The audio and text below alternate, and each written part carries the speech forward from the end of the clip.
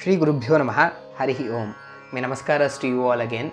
And now, when we are traveling through the beautiful creation of Shri Rajarajeshwara Tirtha Shripadangalvaru, that is the Mangalashtakam, we have reached the fourth Padya, just the fourth Padya. And as we have seen previously in the first three, which started off with an invocation of Bhagavan, of Paramatma Shriyapati, and then in the second one, it started off from Brahma and then went through all the other Devatas. And in the third, we saw the great Maharishis in our Sanatana Dharma. Now, in this fourth Padya, we have reached to the great rulers, the kings who have ruled this region, that is the Bharata Varsha and the Bharata Khanda. The most of them are the kings that have been mentioned in the Puranas and Itihasas, and how they gave us so much, both for the betterment of the civilization and for the dharma. These kings not only represent the way to rule, but also the way how each one of us must live. That is why Shri Rajarajeshwara Tirtha Shripadangalvaru has invoked all these kings in this fourth Padya.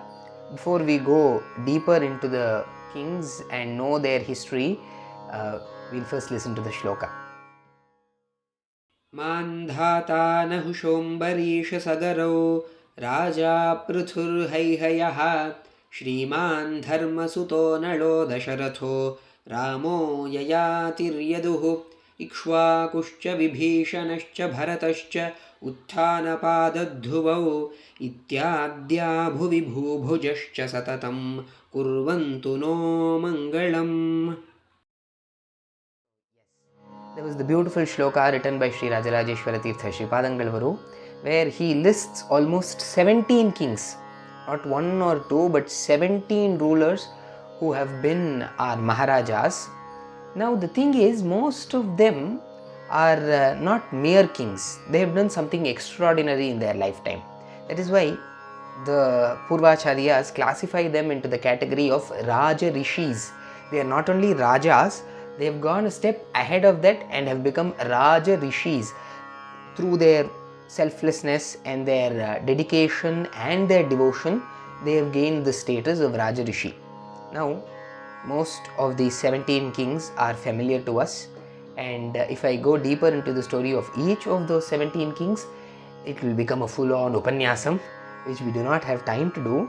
So I will pick 6 of them and we'll go deeper into their story and learn about them. Before that, there is something very interesting that we must know, that among these 17 kings who have been mentioned, Mandhata, Nahusha, Ambarisha, Sagara, Pruthu, Haihaya, that is Kartaviryarjuna, Dharmasuta, that is Yudhishthira, Nala, Dasharatha, Rama. Here there is a Patha Bheda. A few people say that it is not Rama, it is Raja, because Rama has already been invoked in the first shloka. He is Paramatma. So why should you take the same person again and again? And some other people say that Rama is only correct because Rama was the best among kings we know. Even to this day, the aspiration of every Indian and probably every person following the Sanatana Dharma is that Rama Rajya should come back. Now that Rama has come back, his Rajya should also come back, isn't it? So both sides are correct, and this happens because most of our kavyas and most of our knowledge has been through Shruti and Smriti. They have been, once listened, inculcated and then transferred. We didn't have regulated textbooks and boards to correct those textbooks and gurukulams. This was the way it used to go. So because of that, minor differences are bound to happen. So we'll take both into consideration and look into both. So it is Rama, and then Ramo Yayatir Yaduhu. It is Yayati, Yadu, and Ikshvaku, Vibhishana, Bharata, Uttanapada, Dhruva.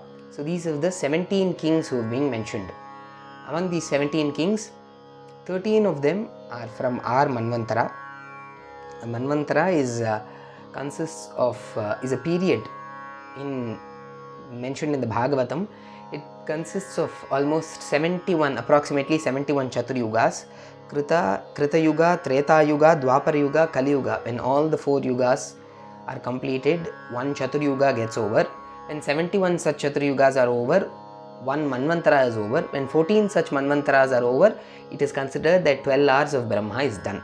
That is the calculation given in Srimad Bhagavatam. So that being said, we are in the Vaivasvata Manvantara, and 13 of the kings mentioned here have come in this Vaivasvata Manvantara, it seems. And 3 of them, Bharata, Uttanapada and Dhruva, have come in the first Manvantara, that is the Swayambhuva Manvantara, and one Maharaja, Pruthu Maharaja, was present during the Chakshusha Manvantara. So all this is for general knowledge. Now the 6 kings whom I mentioned I will take up are, first we will look into Bharata, and then we will look into Ikshvaku, and then we will know about Ambarisha, and then we will go to Sagara Maharaja, and then Vibhishana. Ultimately we will look into Dhruva. These 6-7 kings will be the most the most inspirational, if I may say. All the 17 mentioned in this list are very great. Rajarajeshwara Tirtha Sripadangalavaru has picked the best among the collection, but because of time constraints I am watering it down. Now we'll start off with Bharata, because the country in which we are today is named after Bharata. It is Bharata's kingdom, that is Bharata. And in our Puranas, 3 Bharatas have come. One is the son of Rishabhanatha, and who later became Jadabharata, that is the first mention of Bharata. And the second Bharata is the son of Dushyanta and Shakuntala. The famous Nataka of Kalidasa is Abhignana Shakuntalam, where Shakuntala is the daughter of Vishwamitra. It is based on the true story of Shakuntala and Dushyanta, and their son is Bharata, who ruled this kingdom, and that is why our country is called as Bharata. And the third king who was named Bharata was not exactly a king, but he was a very great Chetana, was Rama's brother Bharata, and that Bharata sacrificed his whole life as a duty to his kingdom, and more importantly to his Rama. So these were the 3 Bharatas who were mentioned in our Shastras, and by this one word of Bharata we can remember all the 3 of them and thank them for their contributions. That being said, the next king is Ikshvaku. Ikshvaku was the first among the lineage of the Surya Vamsha. Surya Vamsha is this great dynasty where kings like Ambarisha, Sagara, Mandhata, Aja, Raghu, Dasharatha, Rama, Kusha and Lava have come. So that great lineage of Surya Vamsha started from Ikshvaku. So imagine how great he will be. So that is the greatness of Ikshvaku and his Vamsha, which is the Surya Vamsha, and Ikshvaku was the son of Manu. So that is why he is the Surya Vamshi. That being said, we looked into 2 kings. Who is that? One is Bharata, which encapsulates 3 people. The second one is Ikshvaku. The third is the beautiful story of Ambarisha Maharaja. Ambarisha Maharaja is famous for his Ekadashi Vratam. Ekadashi constitutes a very important Vrata Niyama in our Sanatana Dharma, and most of our Acharya Varyas have celebrated Ekadashi as that one Pavana Dina, that one day which can clear us of all our sins. So if you can't do any other Vrata, do Ekadashi Vrata. That's what Acharyas have said. So that Ekadashi Vrata also constitutes the Parana, or the early morning food that we intake on the Dwadashi day. So one Dwadashi, when Ambarisha was about to do his Parana, the great Maharishi, the Rudramsha Sambhota, Shri Durvasa comes to his court, and he says that I will also take part in your Parana, just wait for me to come back after my Snana and Nityakarmanushtanam. So Ambarisha Maharaja is waiting, and Durvasa, in a bit of testing Ambarisha Maharaja, doesn't come back. He is in one Dharma Sankata, and he has 2 opposite dharmas to maintain. One, if he doesn't do the Parana on time, his Vrata is gone, and if he eats without Durvasa, then it is kind of an insult to the Maharishi. And in this scenario, he drinks water. that is probably the best midpoint he could have taken, because water technically ends the vrata, because Ekadashi in itself is a Nirjala vrata, and not taking food is a mark of respect for Durvasa. So he's taken a good midpoint, but still Durvasa Maharishi being Durvasa Maharishi, he comes and gets angry on Ambarisha and is about to curse him when the Sudarshana Chakra of Bhagavan comes behind our Durvasa Maharishi, and he runs to all the three worlds, but he's not given solace anywhere. And after the instructions of Paramatma, he comes back to Ambarisha, and that's when the Sudarshana Chakra stops following him. So this is a beautiful incident just to show us the importance of Ekadashi Vratam. Now, that being said, we've looked into 3 of the 6 kings. The next is a very interesting one. He is Sagara Maharaja. Sagara was the one who did an Ashwamedha Yajna, which as usual, how the pattern of Ashwamedha Yajna goes in our Puranas, the cow, the horse, which is the Ashwa, is being stolen by Indra, and when in search of that horse, 60,000 of his sons, of Sagara Maharaja's sons, are killed by a curse given by Kapila Maharishi, because they find the horse tied next to his ashram and they think that it was the Maharishi who stole it, when actually it was Indra who went and kept it. So when the king and his son goes and asks Kapila Maharishi, what can I do to relieve these 60,000 of my kith and kin so that they can go to moksha or go to Sadgati, Kapila Maharishi says that you need to bring down Ganga. She is flowing in the great world of the Devatas. She is flowing in Swarga. You need to bring her down. Now Sagara Maharaja tries, he cannot. Dilipa Maharaja tries, he cannot.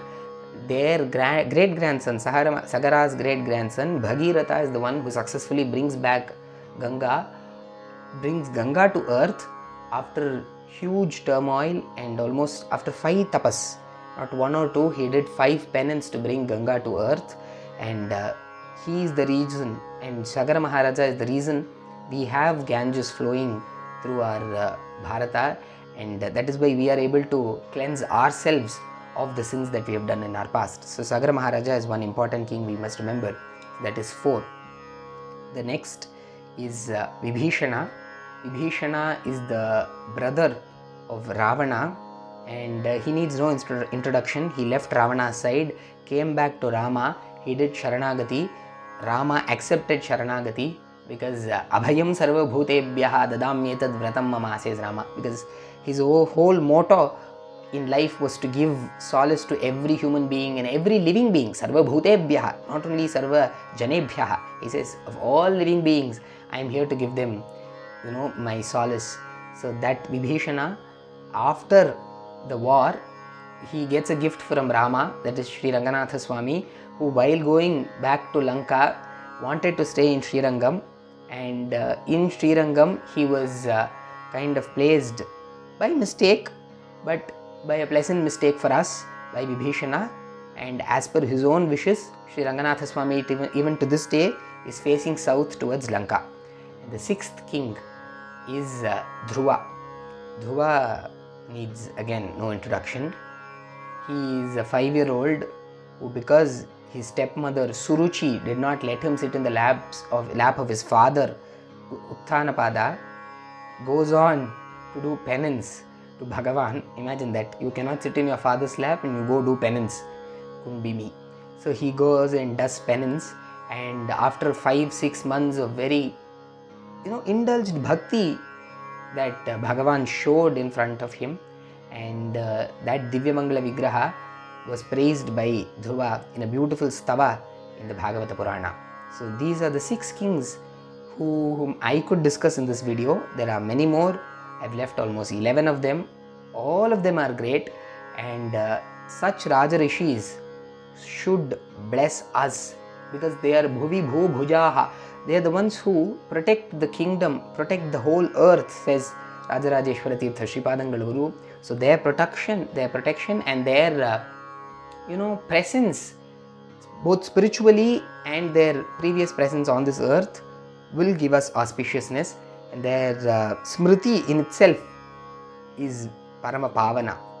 So we should thank and bow to such kings, and Until next time, when I will bring you the beauty of Rajarajeshwara Tirtha Shri Padangalavuru's next couple of shlokas, which deals about mountains and rivers. Why mountains and rivers? They are not living objects or living beings, are they? Or is there something more that we need to know by the whole concept of worshipping mountains and rivers in Sanatana Dharma? That will be discussed in the next video. Until next time, Abhinandana and Abhivandana.